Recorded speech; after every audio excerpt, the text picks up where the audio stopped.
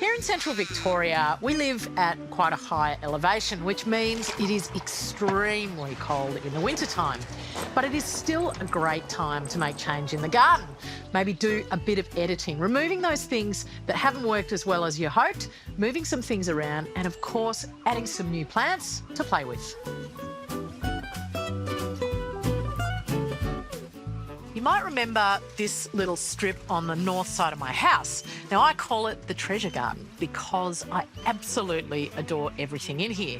Of course, it's great, we can see it from the house, but also it is such a place for experimenting with lots of plants. I've jammed them in on the fence line, I've put them all throughout the ground, and this time of the year, it's a really important time to pull a few back to make the most of this little space. I'm starting with the smoke bush, also known as cottonus. You can see how vigorous and tall this plant can get, and that actually happens as a growth response to pruning. I pruned it at about this point last year, and there's 2 metres of growth up top. So what I need to do is just clean out some of this twiggy growth because I don't want it getting me in the eyes while I'm doing this. And then I'm going to cut it at a similar height. And what that'll do is, as soon as that warmer weather hits, it will explode with beautiful burgundy growth all over the place.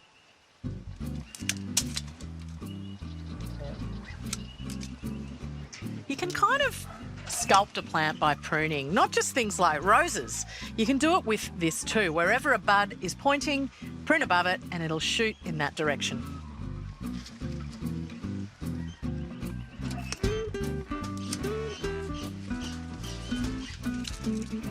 The next thing I need to prune is this ornamental grape, and the cottonus has actually joined it over here. They're now intertwined. I didn't intend it, but I completely love the foliage contrast between the two, so I'm going to prune to support that relationship. Now that I've cleared the access, my next job is to move some plants from under the cottonus. These are autumn crocus or colchicums, and they're a really fantastic little bright purple flower in the autumn time, but the problem is now that the garden's built up here, when they flower I can't actually see them for all the foliage growth, so I want to carefully lift these clumps out and move them to another spot. And they're different to a lot of bulbs in that they have 2 periods of dormancy, one in midsummer before those flowers come out in autumn, and then another one before the leaf growth happens, which has already started here. So I'm going to carefully dig them up and then I'll move them into a spot that I get a much better view all year round.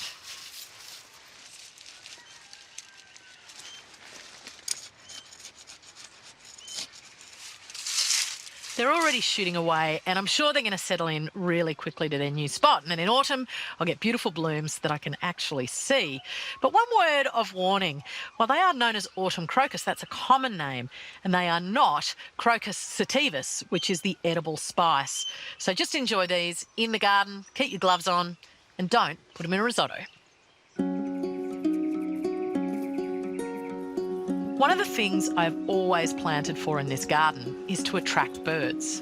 And the eastern spinebills love this grevillea. So I'm going to add another.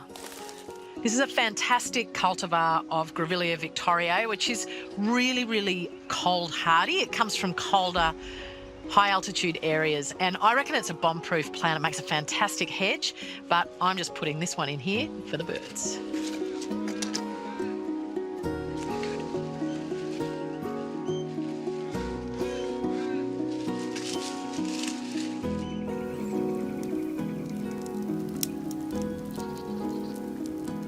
I've finished doing a little bit of planting around the side, but you can see that the back garden has had a big makeover.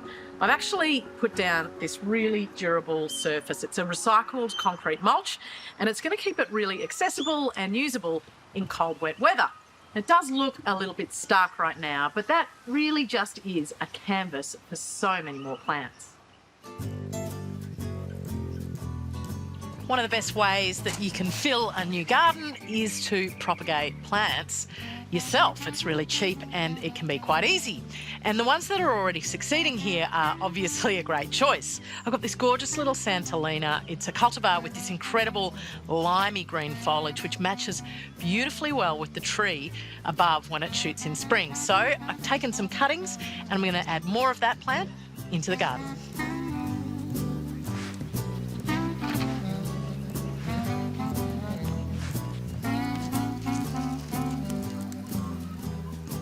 I reckon that's going to do a beautiful job softening those rocks. It's good he likes it too. One of the most important spots in the garden is this one. Now, you want to see a bit of garden from the house, but I also really want to be able to look through it to see the rest of the garden. And I chucked this Cassinia in, which is really a shrub, but I've sort of pruned it into being a small tree. And now it's really at the end of its lifespan, so it's time to replace it. What I want to do is establish this permanent planting of Leptospermum brachyandrum, which is a small tree or large shrub. Got this beautiful silver foliage which weeps, great bark, just one of my favourite plants. Over time, this plant will be trained to have pretty much the same form as the Cassinia. I want those lovely bare stems and then that weeping habit. But instead of ripping it out now and replacing it, I'm leaving this in place. It's like a succession planting. It'll give me a little bit of shade on the windows for one more summer and then it'll come out, and this can have the space to grow into a perfect tree. And to keep the tea tree company with those beautiful silver tones, I'm going to plant a compact form of Spiridium, also known as Dusty Miller. And this one was named after the legend Edna Walling.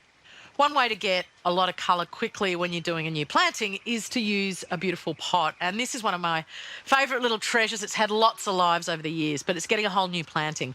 I filled it with a quality potting mix. It's a native potting mix because that's what I'm going to use to fill it. Lots of drought-tolerant species. I've got this beautiful Isopogon from WA, some Bulbine glaucas. I've got a little inland pigface and some Chrysocephalum. I'm going to get it potted up.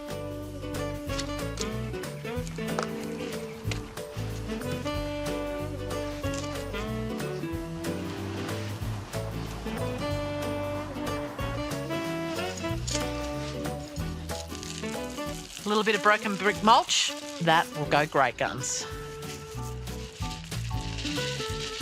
Well, I reckon that is going to be a beautiful burst of colour right at the back door. Really, you should never be afraid to make change in the garden. It's one of the great pleasures. If something's not working, you can move it, you can remove it completely, and you can always add new things. There are so many ideas and you can always edit. Well, I reckon I've earned a nice hot drink, and I better give all those plants a cool one. See ya. Come on, Squidder. Let's go. Where's your ball?